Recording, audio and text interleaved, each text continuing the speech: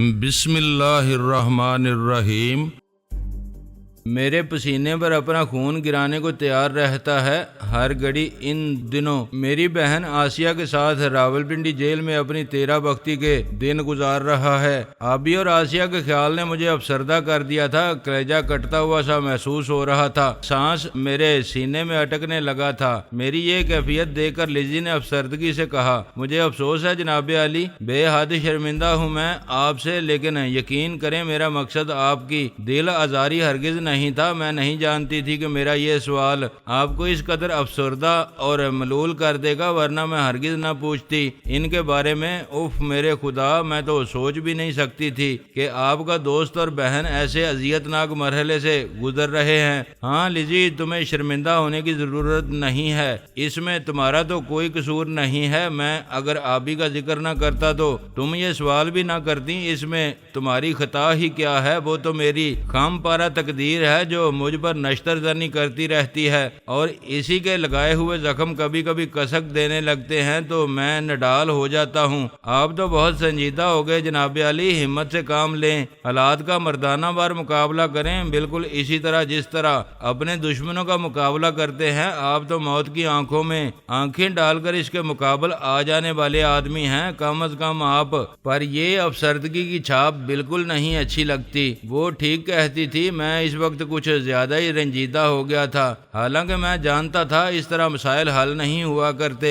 اس کے لیے تو آدمی کو حالات سے پنجہ لڑانا پڑتا ہے، وقت کی رفتار کو قابو میں کر کے اس کا رخ بدلنا پڑتا ہے۔ لہذا میں نے بھی اس گھڑی اپنے دل پر پتھر رکھ کر جیسے تیسے خود کو سنبھالا۔ آؤ لیزی، چھوڑو اس قصے کو، چلو ہم باہر چلتے ہیں، میں تمہیں اپنے ملک کے اس سب سے بڑے شہر کراچی سے متعارف کرا لاؤں۔ ہم اسے روشنیوں کا شہر کہتے ہیں۔ یہ شہر بڑا غریب پرور ہے، ملک کے گوشے گوشے سے لوگ اس کے دامن میں پناہ لینے آتے ہیں، اور یہ کشادہ دل عظیم شہر ان سب کو اپنے سینے سے لگا لیتا ہے۔ یہ میرے ارض پاک کی عظمت کا نشان ہے، یہ میرے قائد کا شہر ہے، اسی لیے ہر قسم کی طبقاتی منافرت اور تعصب سے پاک رہ کر یہ میرے ملک کی معیشت کا تمام تر بوجھ اپنے کاندھوں پر اٹھائے شب و روز جاگتا رہتا ہے۔ یہاں زندگی ہر وقت رواں دواں رہتی ہے، آدمی کو رات اور دن کے آنے جانے کا احساس ہی نہیں ہوتا۔ وہ اٹھتے ہوئے بولی، میں بھی یہی کہنا چاہ رہی تھی آپ سے جناب عالی۔ رات ہمارا طیارہ یہاں پہنچا تھا تو میں نے فضا سے دیکھا تھا اس جگمگ کرتے شہر کو، بڑا حسین اور دلکش منظر تھا۔ وہ زمین پر کہکشاں اتری نظر آتی تھی۔ جا بجا میرے دل میں اسی وقت سے اس شہر کو دیکھنے کی خواہش مچل رہی ہے۔ میں اسے ساتھ لے کر باہر آیا تو بنگلے کے مین گیٹ پر بیٹھا ہوا دربان ہمیں دیکھتے ہی لپکتا ہوا ہمارے قریب آ کر بولا، کیا کہیں باہر جائیں گے صاحب جی؟ وہ ایک لاغر سا ادھیڑ عمر شخص تھا، شاید کسی نشے نے مار رکھا تھا اسے۔ مجھے حیرت تھی کہ شرافت علی نے اس بے ضرر مچھر کو اس بنگلے کی حفاظت کا کام سونپ رکھا تھا۔ ہاں یار، ہم ذرا شہر دیکھنے کے لیے جانا چاہتے تھے۔ بہت اچھا جناب، بس ذرا 1 منٹ ٹھہرے، میں گاڑی لے کر یوں آیا۔ ابھی اس نے چٹکی بجا کر کہا، ٹھیک ہے تم گاڑی لے کر آؤ، ہم گیٹ پر کھڑے ہیں۔ وہ گیرج کی طرف دوڑ گیا۔ میں اور لیزی ٹہلتے ہوئے گیٹ تک پہنچے ہی تھے کہ اس نے ایک چم چم کر دی کرولا ہمارے پاس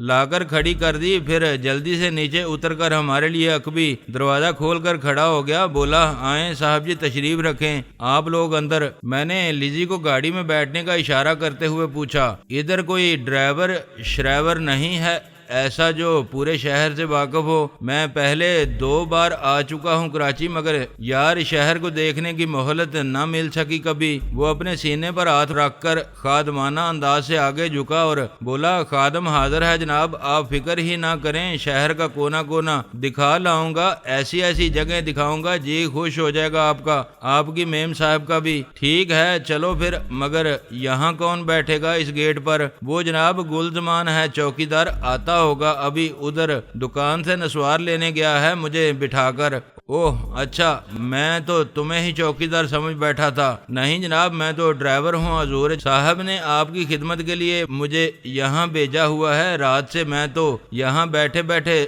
سوکھا ہی جا رہا تھا۔ جناب شکر ہے آپ کو باہر جانے کا خیال آ گیا۔ میں نے ہنس کر کہا، اوہ یار، مجھے نہیں پتا تھا کہ تیری یہ حالت یہاں بیٹھ کر سوکھنے سے ہوئی ہے۔ میں تو سمجھ رہا تھا کوئی دم شم لگاتا رہا ہے تو۔ کمال ہے بھائی، بڑی خشک ہوا ہے کراچی کی، آدمی بیٹھے بیٹھے خزاں سیدھا شاخ بن جاتا ہے۔ اوہ جناب، یہ مطلب تو نہیں تھا میرا، آپ تو زبان پر پاؤں دھر لیتے ہیں آدمی کی۔ وہ خجل ہو کر بولا۔ میں ہنستے ہوئے گاڑی میں بیٹھ گیا۔ اس نے میری طرف کا دروازہ بند کیا اور سامنے سے گھوم کر ڈرائیونگ سیٹ پر جا بیٹھا۔ پھر گاڑی سٹارٹ کر کے اس نے بنگلے کے کھلے ہوئے گیٹ سے گزار دی۔ گلی کا موڑ کاٹتے ہی گاڑی ایک کھلی اور کشادہ شاہراہ پر دوڑنے لگی اور ایک چھوٹی سی چڑھائی چڑھنے کے بعد مزار قائد کے سامنے جا پہنچی۔ میں نے ڈرائیور سے کہا، پہلوان جی ذرا گاڑی ادھر لگا لو، بابا کے مزار کے ساتھ دعا کرتے چلیں ہم بھی اپنے اس عظیم محسن کے لیے جس نے آزادی جیسی نعمت دلائی ہے ہمیں۔ ڈرائیور نے میری بات کا کوئی جواب دیے بغیر گاڑی مزار کے احاطے میں داخل کر کے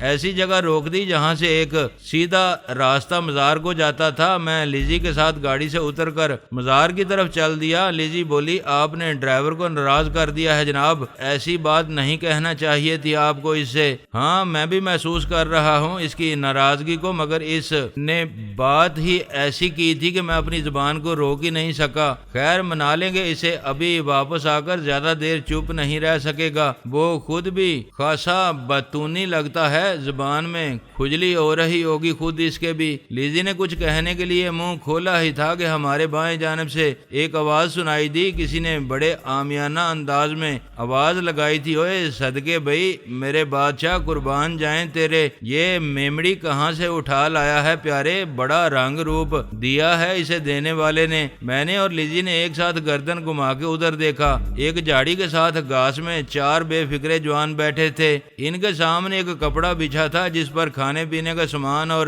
سگریٹوں کے کئی پیکٹ دھرے تھے۔ ان میں سے ایک اپنی ہتھیلی پر رکھا چرس ملا تمباکو خالی سگریٹ میں بھر رہا تھا اور بقیہ 3 ہمیں دیکھتے ہوئے شرارت سے مسکرا رہے تھے۔ اپنے لباس اور شکل و صورت سے وہ کسی کم تر درجے کے نہیں لگتے تھے۔ عمریں ان کی ابھی علم حاصل کرنے کی تھیں اور یقیناً وہ طالب علم ہی تھے ابھی، مگر حصول علم کی بجائے انہیں اپنے معصوم جوانیوں کے لیے روگ حاصل کرنے سے زیادہ دلچسپی تھی۔ وہ اپنے والدین کے خوابوں کو مسمار کرنے پر تلے بیٹھے تھے۔ شکایت انہیں اپنے والدین سے غالباً یہی رہی ہوگی کہ وہ ان کے اس دنیا میں ورود کا سبب کیوں بنے، انہیں عدم ہی میں کیوں نہیں رہنے دیا گیا۔ وہ اگر عدم میں رہتے تو یقیناً شاد رہتے، اس جہان میں تو ان کی شادمانی کا کوئی انتظام ہی نہیں ہے۔ ہم نے انہیں ترا دے کر گزر جانا چاہا تو ان میں سے ایک نے آواز لگائی، چلے کدھر میرے بادشاہ، ادھر لے آؤ نا اپنی اس پرنسس مارگریٹ کو، 2-4 دم تم بھی لگا لو ہمارے ساتھ، تارے نظر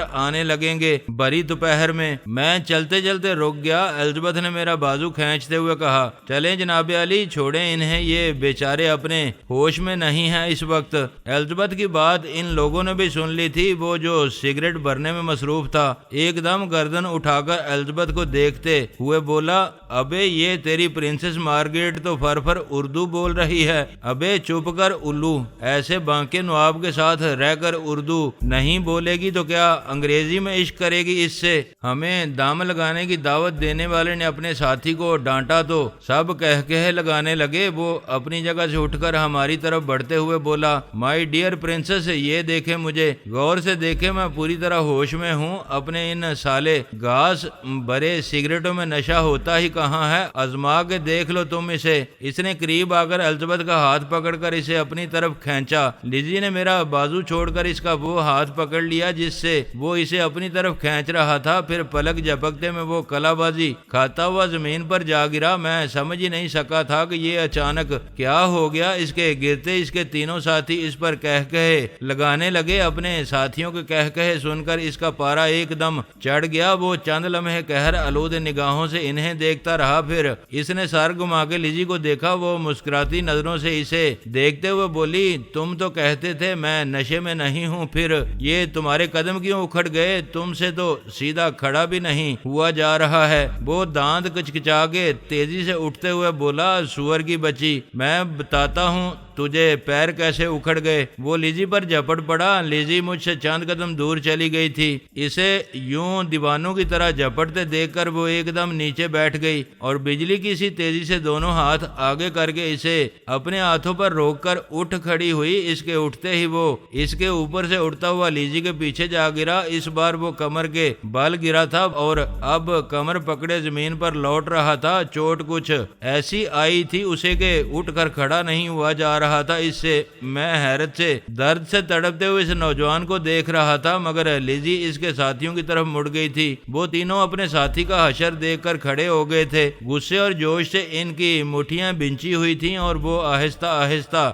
ہمارے گرد گھیرا ڈالتے ہوئے ایک ایک قدم آگے بڑھ رہے تھے۔ میں نے اپنے ارد گرد نظر دوڑائی، وہاں دور دور تک کوئی آدمی نظر نہیں آ رہا تھا۔ ڈرائیور ہمیں اتار کر شاید گاڑی آگے لے گیا تھا۔ کچھ دور بڑی شاہراہ تھی جہاں چھوٹی بڑی گاڑیاں ایک دوسرے کے تعاقب میں دوڑتی نظر آ رہی تھیں۔ کسی کو اتنی فرصت نہیں تھی کہ وہ ہماری طرف توجہ بھی کرتا۔ لیزی نے ان لوگوں کو مخاطب کر کے کہا، بہتر یہ ہے دوستو کہ اب تم ہماری راہ میں حائل ہونے کی کوشش مت کرو، ہمیں جانے دو۔ ہم تم سے ان میں سے ایک جو ان سب سے زیادہ کوبی اور دراز قامت تھا، تیزی سے اپنی جیب سے پستول نکال کر ہمیں کور کر کے بولا، بکواس مت کرو کتیا، ایک قدم بھی آگے بڑھایا تو بیجا اڑا دوں گا۔ میں نے ہنس کر کہا، اوے لے یار، ہم ویسے ہی معافی مانگ لیتے ہیں، تم سے اس کھلونے کو کیوں تکلیف دیتا ہے؟ معافی تو میں ابھی دے دوں گا، تم دونوں کو فکر کیوں کرتے ہو؟ اور یہ کھلونا نظر آتا ہے تجھے؟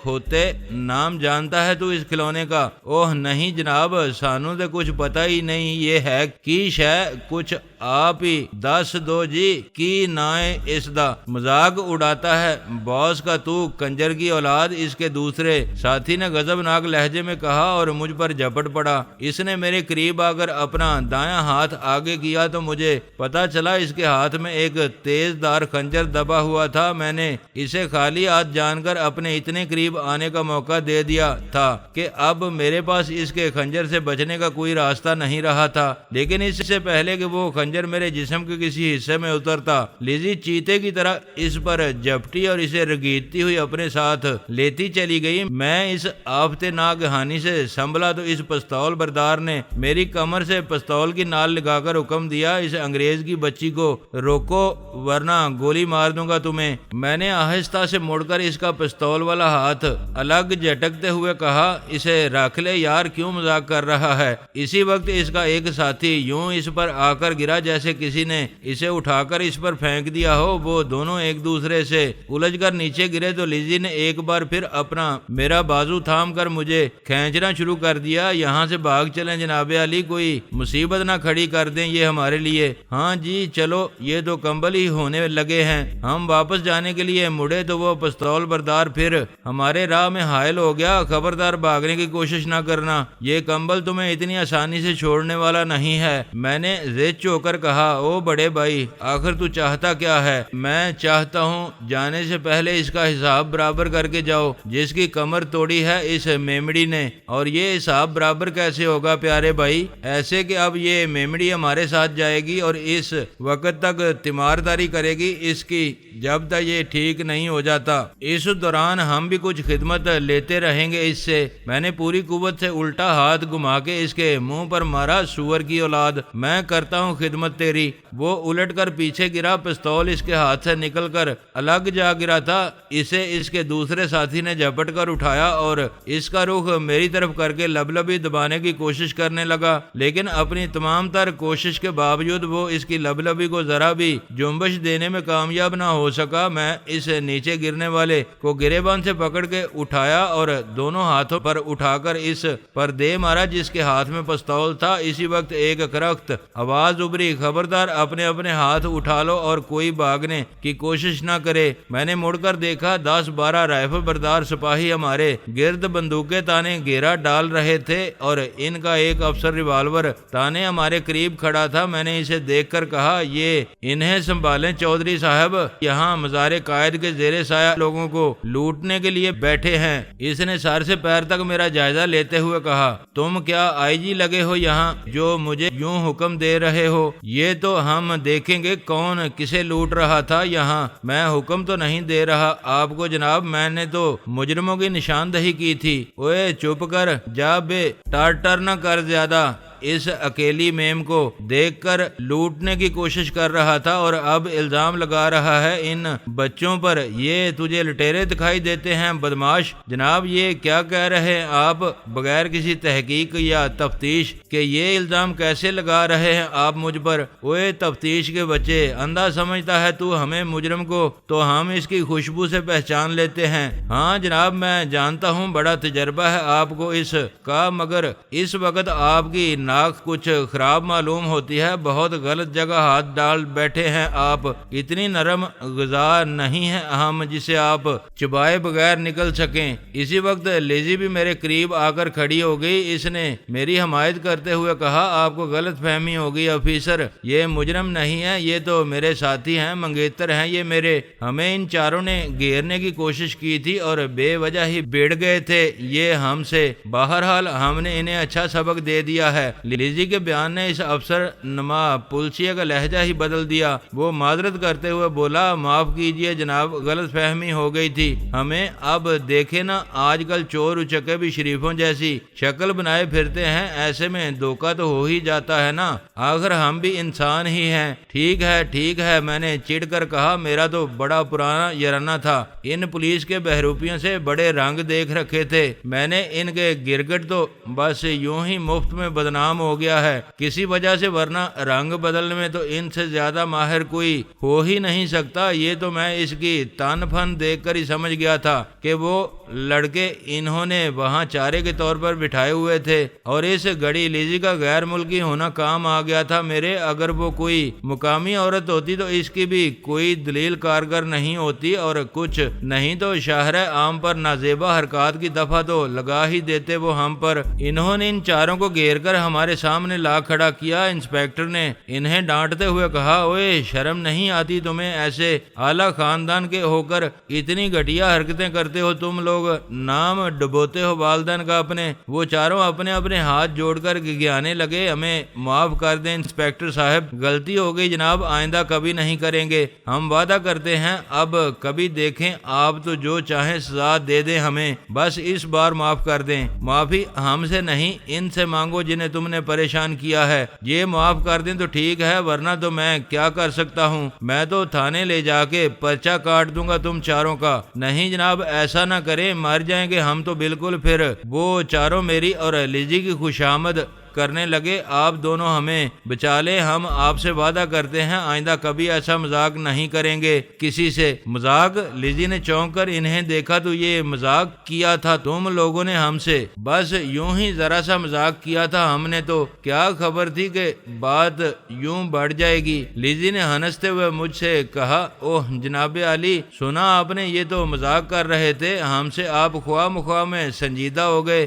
ان کے ساتھ چھوڑے جانے دیں بیچاروں کو۔ میں بھی بات بڑھانا نہیں چاہتا تھا، کیونکہ بات آگے جاتی تو کسی موقع پر میرے بھی تار پور بکھر سکتے تھے، اور پھر مجھے یہ بھی یقین تھا کہ وہ پولیس افسر کسی نہ کسی طرح یہیں بات ختم کرنے کی کوشش کرے گا۔ مجھے ہچکچاتے دیکھ کر وہ میرے شانے پر ہاتھ رکھ کر بولا ادھر آئیں چودھری صاحب، ذرا ایک بات سن لے میری۔ میں اس کے ساتھ تمام لوگوں سے الگ ہو کر بولا ہاں جی بولیں کیا بات ہے؟ وہ دیکھیں میں آپ کو کسی مصیبت میں پھنسانا نہیں چاہتا، میرا اندازہ اگر غلط نہیں تو آپ یہاں کراچی کے باشندے نہیں ہیں، کچھ دن کے لیے سیر و تفریح کے لیے آئے ہیں یہاں۔ اب اگر ہم ان لوگوں پر مقدمہ بنا دیں تو آپ کو اس مقدمے کا فیصلہ ہونے تک کراچی میں رکنا پڑے گا، عدالت اور گواہی کے چکر میں پھنس کر رہ جائیں گے آپ۔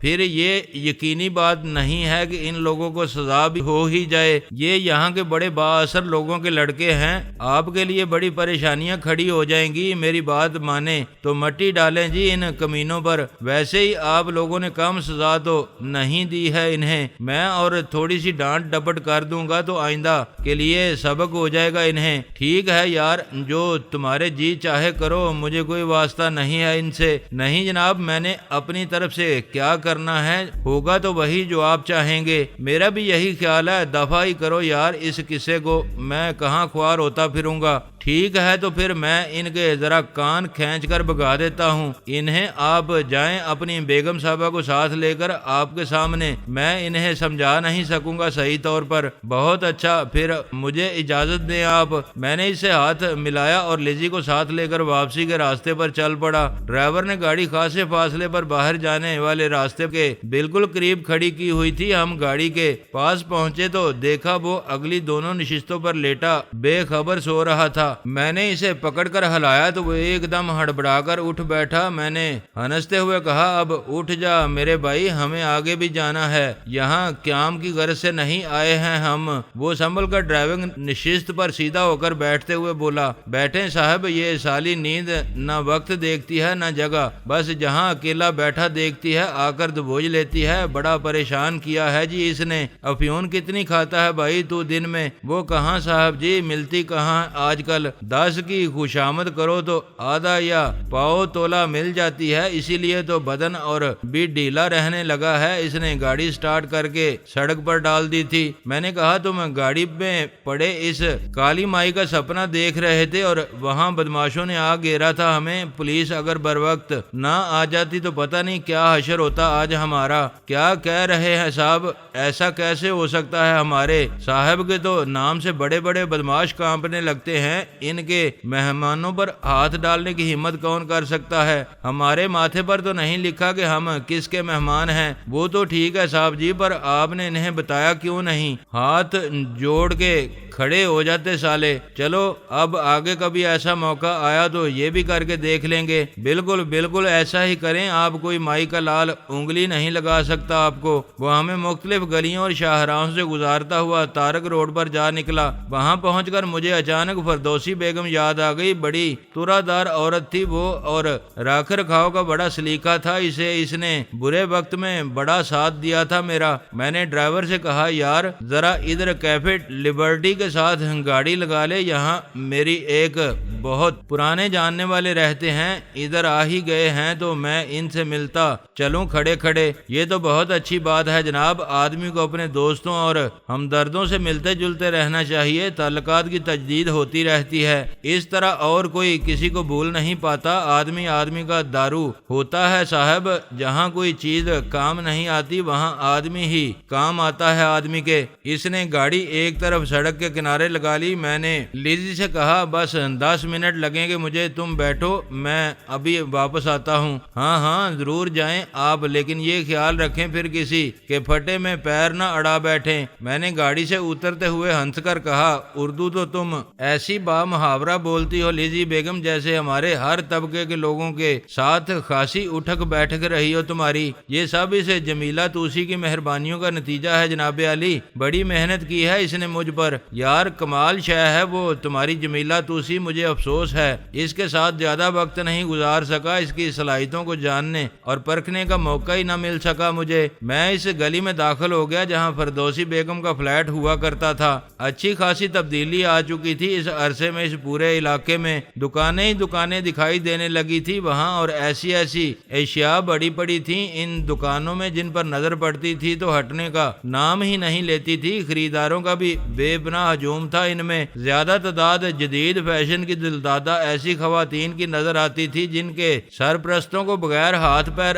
چلائے فراوانی سے خرچ کرنے کے لیے پیسہ مل جاتا تھا۔ آدمی کے پاس پیسے کی ریل پیل ہو تو خرچ کرنے کے 100 بہانے آ جاتے ہیں، اسی لیے تو دولت مند طبقہ بھی اخراجات پورے نہ ہونے کا ماتم کرتا نظر آتا ہے۔ کافی جستجو کے بعد میں اس عمارت کا جائے وقوع تلاش کرنے میں کامیاب ہو سکا جس میں اس فردوس کی باسی فردوسی بیگم کا فلیٹ تھا۔ میں نے اس کے فلیٹ کا دروازہ آہستہ سے بجایا اور انتظار کرنے لگا کئی منٹ تک۔ جب کوئی جواب نہیں ملا تو دروازہ سے دستک دی۔ اس پرشور دستک کے جواب میں بھی فردوسی بیگم کے فلیٹ کا دروازہ نہیں کھل سکا، البتہ برابر والے فلیٹ کے دروازے سے ایک چاند سا چہرہ طلوع ہو گیا۔ سن اس کا یہی کوئی 18-20 کا رہا ہوگا اور صورت اس کی بس دل پر نقش ہو جانے والی تھی۔ اس نے بڑی بڑی روشن سرما آنکھیں سوالیہ انداز میں میرے چہرے پر مرکوز کر کے پوچھا، پوچھا کس سے ملنا ہے آپ کو؟ میں نے اس غزالہ چشم کے سراپا پر نگاہ پھیرتے ہوئے جواب دیا،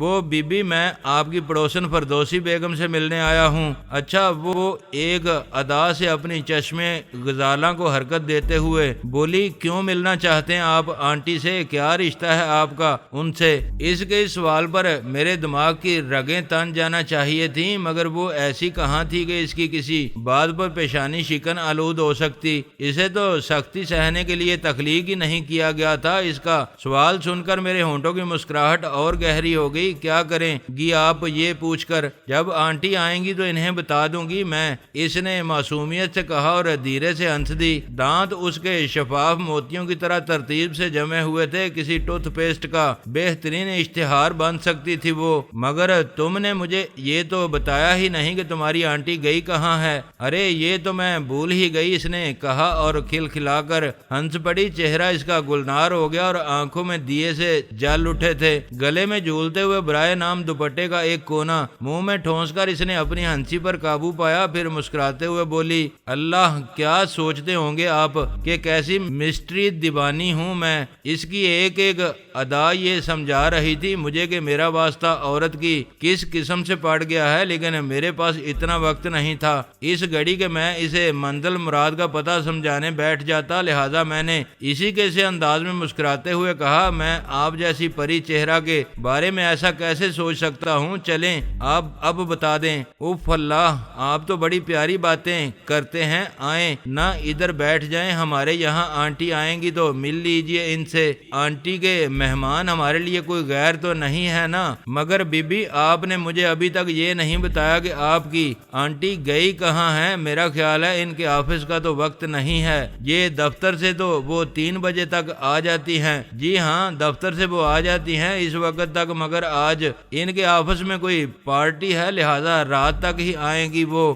آپ یہاں آ جائیں، غیریت نہ برتیں ہم سے، آخر پڑوسیوں کا بھی تو کچھ فرض ہوتا ہے نا؟ ہاں بی بی، یہ فرض آپ کسی اور وقت ادا کر لیجئے، ابھی تو اجازت دیں مجھے، میرے ساتھ کچھ اور لوگ بھی ہیں جو نیچے سڑک پر گاڑی میں بیٹھے انتظار کر رہے ہیں میرا۔ آپ فردوسی بیگم کو پیغام دے دیں میرا کہ جیلانی آئے تھے آپ سے ملاقات کے لیے، میں پھر آؤں گا کسی روز ایسے وقت جب وہ گھر پر موجود ہوں گی۔ جی اچھا، کہہ دوں گی میں ان سے، اور جب آپ ان کے پاس آئیں تو ہمیں مت بھول جائیے۔ یہ کیسے ہو سکتا ہے؟ آپ بھی کوئی بھولنے کی چیز ہیں؟ آپ تو سپنوں میں بھی یاد رہیں گی مجھے، باتیں آپ بہت اچھی بنا لیتے ہیں، میں بھی یاد رکھوں گی آپ کو۔ اچھا اب مجھے اجازت دیں شگفتہ بیگم، دیکھیں یہ غلط طریقہ ہے آپ کا، کسی کا نام معلوم نہ ہو تو پوچھ لیا کریں، غلط سلط نام سے نہ پکارا کریں کسی کو۔ میرا نام شگفتہ بیگم نہیں، گلزار خانم ہے جناب۔ اچھا جی، گلزار خانم، آئندہ یاد رکھوں گا میں یہ نام بھی